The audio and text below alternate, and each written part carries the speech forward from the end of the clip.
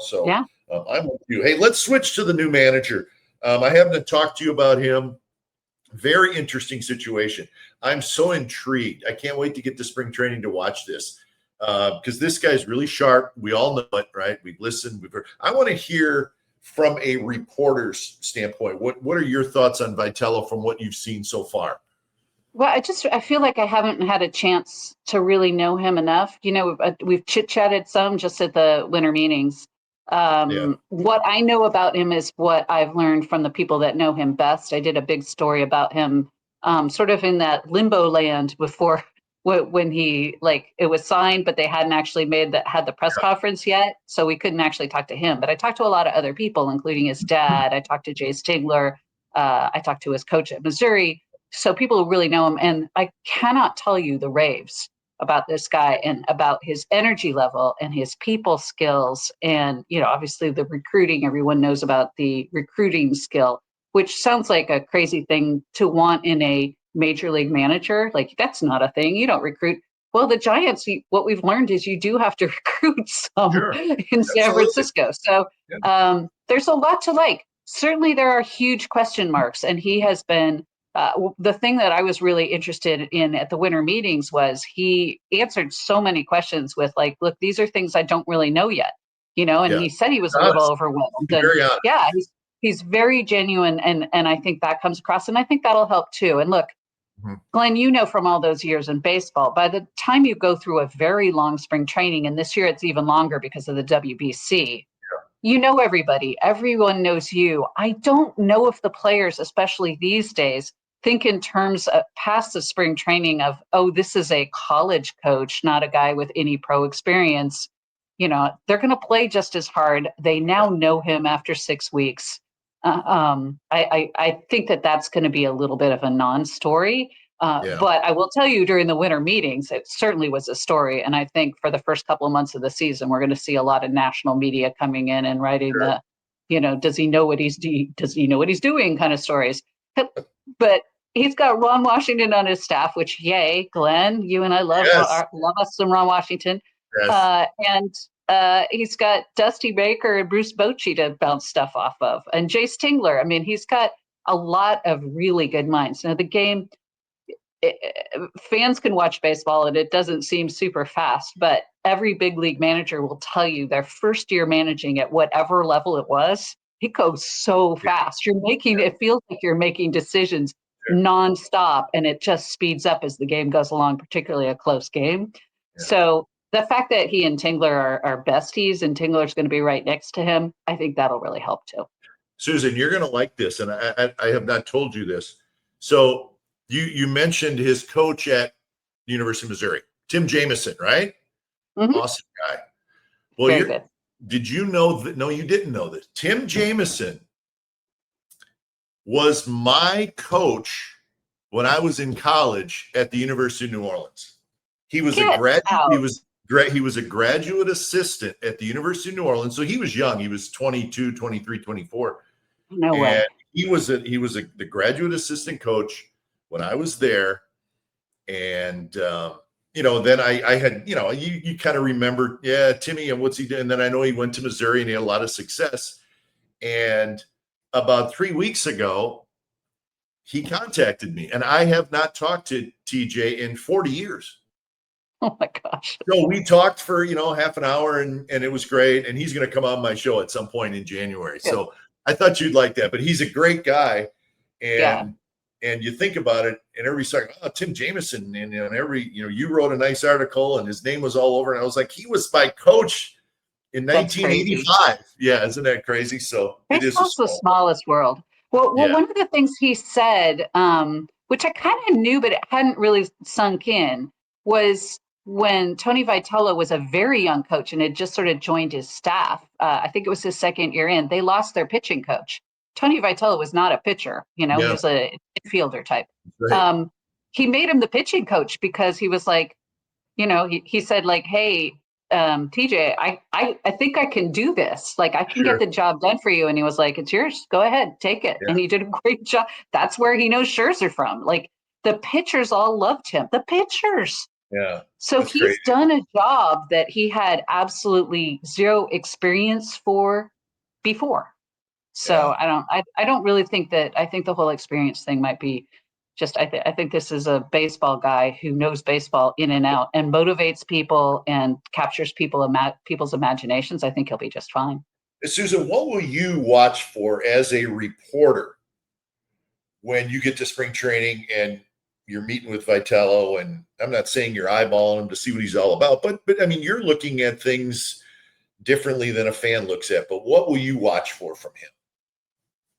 You know, every manager is so different. It's almost hard to say. I think the you know what we want during spring training is thoughtful answers. So we're all writing feature stories during Yeah. spring. We don't. Nobody cares really all that much about the actual game results. You're Yeah. writing about features and you're writing about the roster and what the roster is going to look like and who's looking good in the spring. Those kind of things. So all we want really is thoughtful, interesting answers and some good anecdotes, and I think we're going to get that. He's got a lot of sort of charm, and Mm-hmm. he's a talker, so Yeah. that's fantastic. He's great with the media in Tennessee, by all reports. It certainly sounds like he was. So I'm not too worried about his interactions with us. Once the season starts, again, this is something that doesn't really pertain as much to spring training in any way.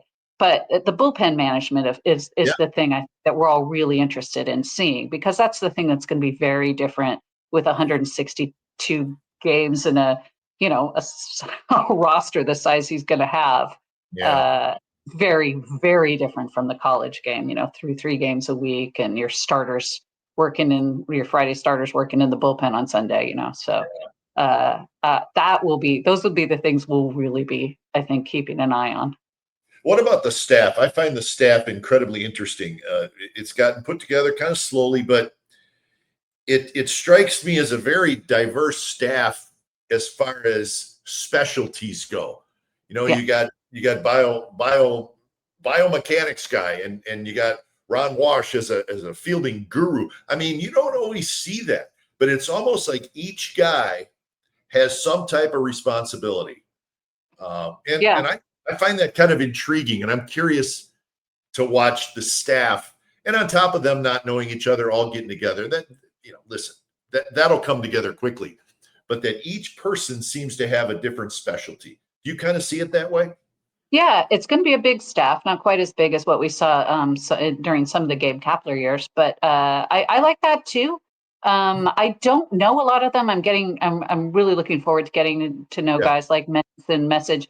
During the winter meetings, I just kept having people from other teams come up to me and going like, "You're going to love him," whether it was Oh, Mentz that's or great. Message, and like That's great. Yeah. fantastic. Like, yeah, uh, everyone seems to really think these are good hires.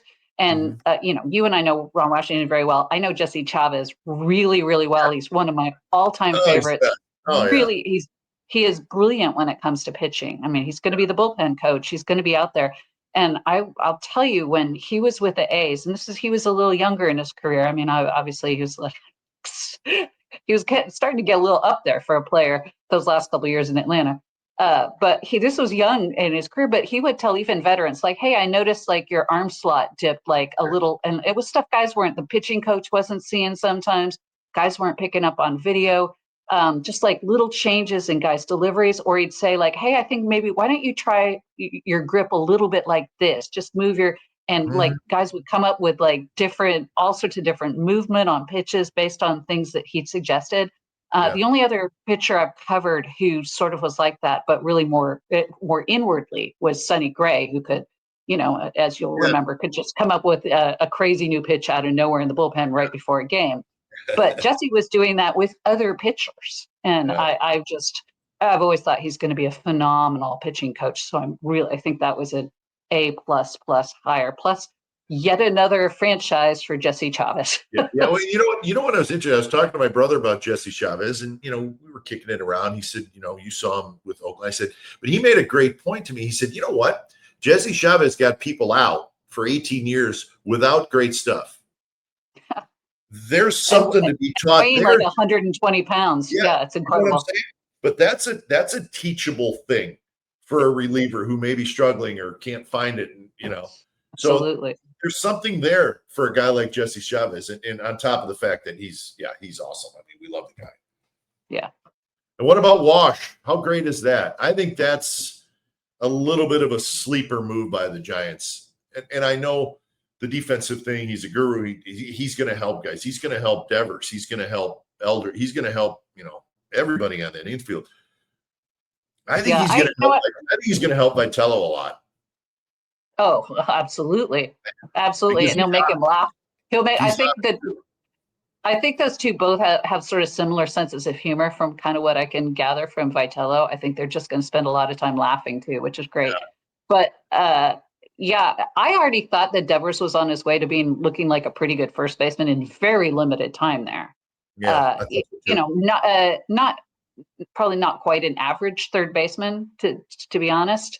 But if you can play third base at the major league level and then you switch to first, you have the potential to be an outstanding first baseman. And we saw that, especially toward the end of the season, he was turning in some nice plays. He was starting some good double plays. Yeah. That's that throw, that some of that stuff is kind of a little bit more advanced than you think for a guy who's just been doing it for 2 months. Sure. So I can't wait to see what Wash does with Devers. And Devers is going to love him. Absolutely. Eldridge, if not traded, is really going to benefit too. Obviously, but everyone will. Casey Schmidt has not played second all that much. If he winds up at second, he is going to be such a better second baseman working with Ron Washington. Yeah. So, you're right. I mean, I can't wait to hear Wash's laugh for the first time in the dugout in spring training, because you know how that is, right? It's the most endearing. He and Dusty Baker's laugh. I mean, that's just it. I want to hear those two. That's going to be a fun spring training. It really is. I think it is too. That's a lot of good personalities.